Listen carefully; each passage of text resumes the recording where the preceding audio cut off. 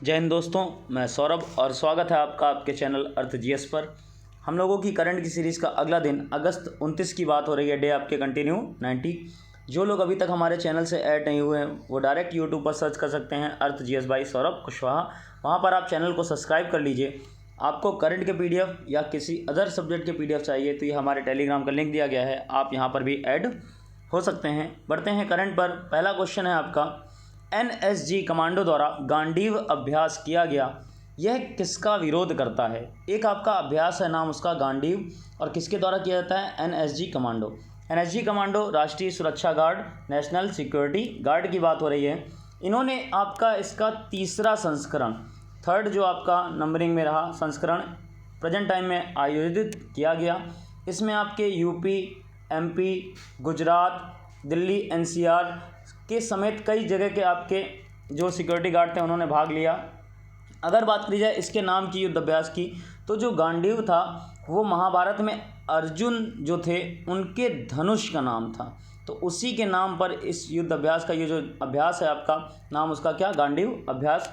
अगर बात करी जाए कि जो एनएसजी है उसका मुख्यालय कहाँ पर है? नई दिल्ली में, और आदर्श वाक्य है सर्वत्र सर्वोत्तम सुरक्षा।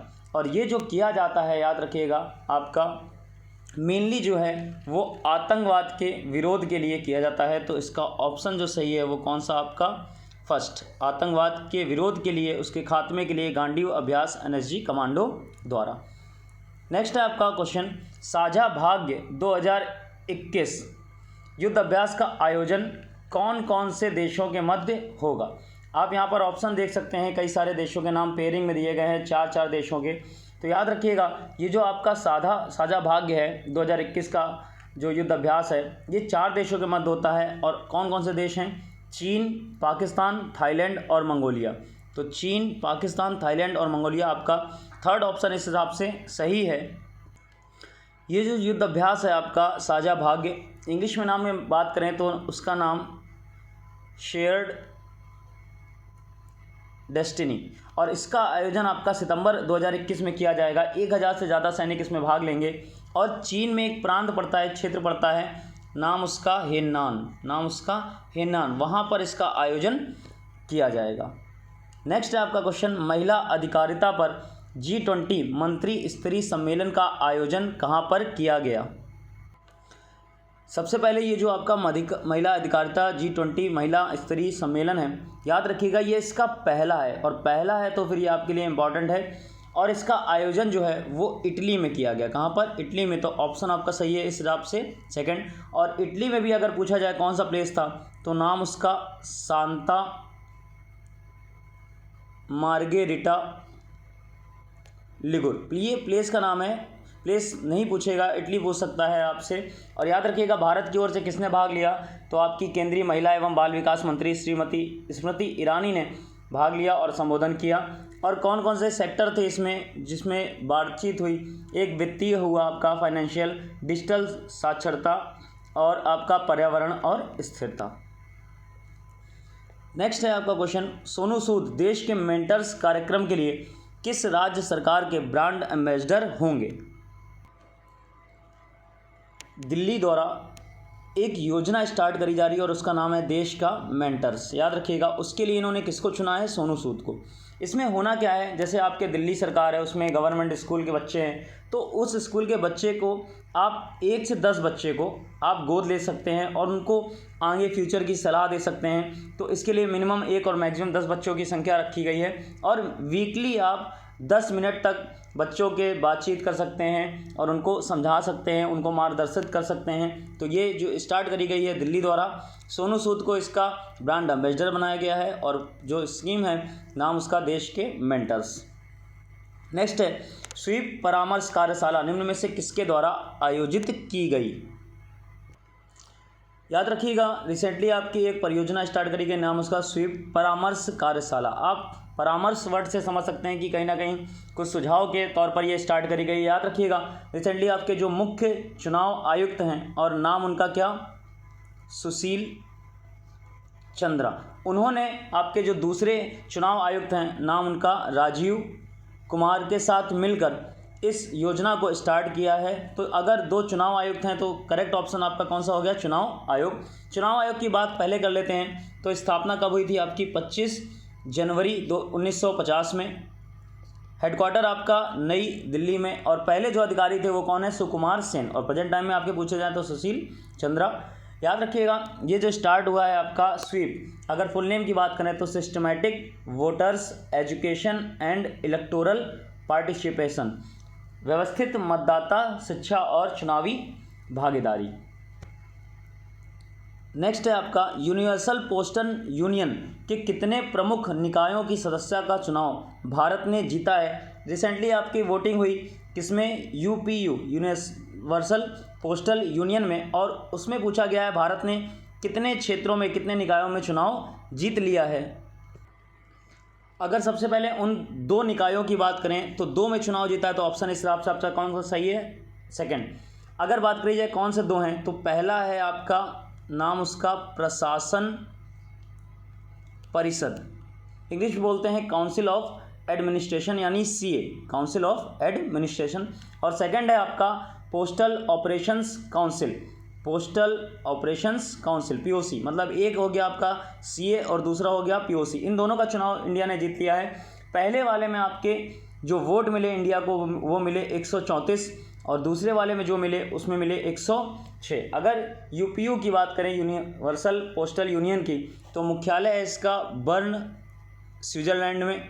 स्थापना हुई थी आपका 9 अक्टूबर 1874। और अगर महानिदेशक की बात करें तो नाम उनका मासाहिको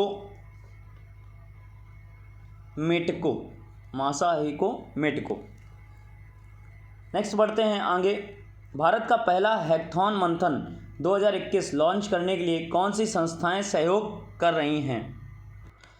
अगर संस्थाओं की बात करी जाए कि कौन कौन सी 2 संस्थाएं आपकी हैकाथॉन मंथन 2021 को लॉन्च करेंगी, तो सबसे पहले तो डेट अगर बात करें तो इसका आयोजन जो होगा वो होगा 28 नवंबर से 1 दिसंबर 2021 के बाद। और जो टीम जीतेगी वो उसको मिलेगा 40 लाख रुपए। याद रखिएगा कितना? 40 लाख। अगर टीम की बात करें कि कौन कौन सी संस्थाएं हैं, तो पहली है आपकी पुलिस अनुसंधान और विकास ब्यूरो, इंग्लिश में नेम है इसका bureau of police research and development, मतलब BPR&D। तो एक ऑप्शन तो आपका ये सही हो गया, ठीक। और दूसरी संस्था है वो है अखिल भारतीय तकनीकी शिक्षा परिषद, all India council for technical education, AICTE। यानी ऑप्शन जो आपका सही हो गया दोनों के हिसाब से, वो पहला, एक आपकी BPR&D और दूसरी आपकी AICTE। ये दोनों मिलकर हैकाथॉन मंथन 2021 को लॉन्च कर रही हैं। और किस किस चीज़ में होगा क्षेत्र में, तो आपका जैसे आर्टिफिशियल इंटेलिजेंस है, डीप लर्निंग है, ऑगमेंटेड रियलिटी है, मशीन लर्निंग है, इनमें आपके क्षेत्र हैं। जो आपके हैकाथॉन का मूल उद्देश्य है वो है आपका जो सुरक्षा चुनौतियां आती हैं अलग अलग खुफिया एजेंसियों के लिए, उनका समाधान करना। नेक्स्ट है नीति आयोग द्वारा उत्तर पूर्वी क्षेत्र के लिए SDG सूचकांक रिपोर्ट जारी की गई। इसमें प्रथम स्थान किस जिले को मिला? आपसे जिले का नाम पूछा है, फर्स्ट रैंक आई जिसकी। सबसे पहले तो ये जो सूचकांक है आपका SDG सूचकांक, ये नीति आयोग और UNDP द्वारा जारी किया जाता है। 2 संस्थाएं आपकी, नीति आयोग और UNDP द्वारा।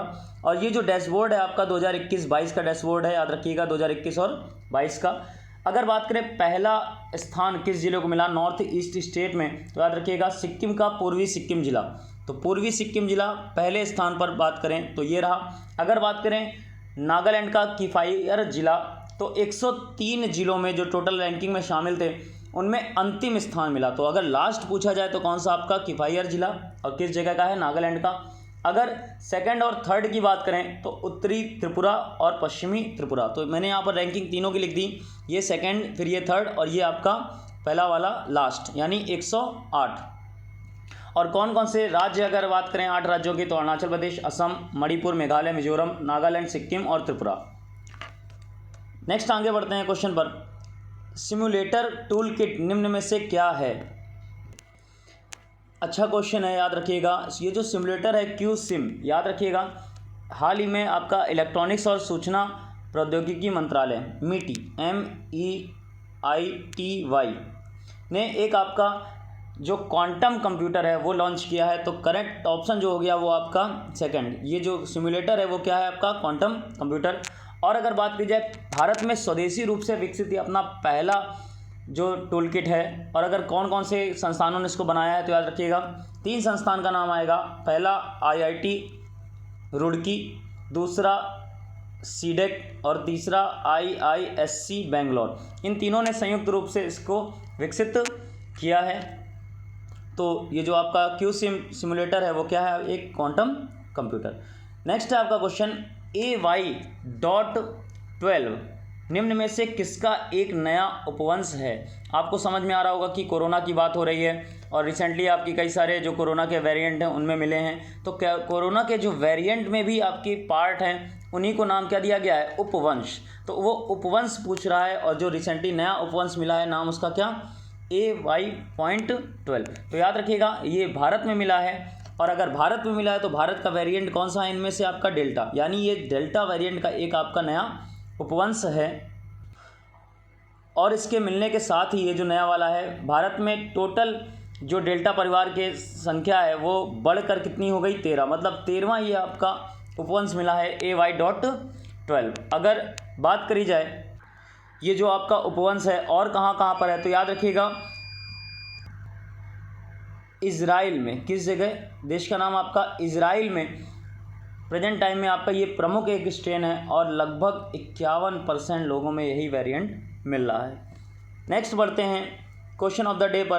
क्वेश्चन ऑफ द डे 90 आपका क्वेश्चन है, भारतीय इतिहास में किसी एक प्रमुख व्यक्ति और उसको दी गई उपनाम यानी उसकी उपाधि के बारे में। जैसे मान लीजिए सुभाष चंद्र बोस है, नेताजी किसने कहा, ठीक, नेताजी बोलते हैं। तो अगर आपको ये भी पता है कि किसने कहा तो आपकी एक 3 कॉलम बन जाएंगे, व्यक्ति का नाम, उसको दी गई उपाधि और किसने उसको उपाधि दी। और अगर बात करी जाए कि इस तरीके जो आप कमेंट करेंगे वो एक एक नाम ही लिखिएगा, जैसे महात्मा गांधी का एक लोग, दूसरा आपका सुभाष चंद्र बोस, तीसरा भगत सिंह, इस तरीके जो भी आपके पास हों आपको आंसर आता हो। और ज़्यादा से ज़्यादा लोग कमेंट कीजिए ताकि आपकी जो स्टैटिक की लिस्ट है, ये सब आपकी लिस्ट आपको एग्ज़ाम में आपको मिली होंगी, पेट वगैरह में काफ़ी क्वेश्चन इसी से आ गए थे, जैसे गेम्स वाले और बुक्स वाले, बुक्स और राइटर। तो इनसे भी आपके क्वेश्चन अच्छे आने की उम्मीद है और स्टैटिक क्वेश्चन आपका अच्छा होता जाएगा। मिलते हैं फिर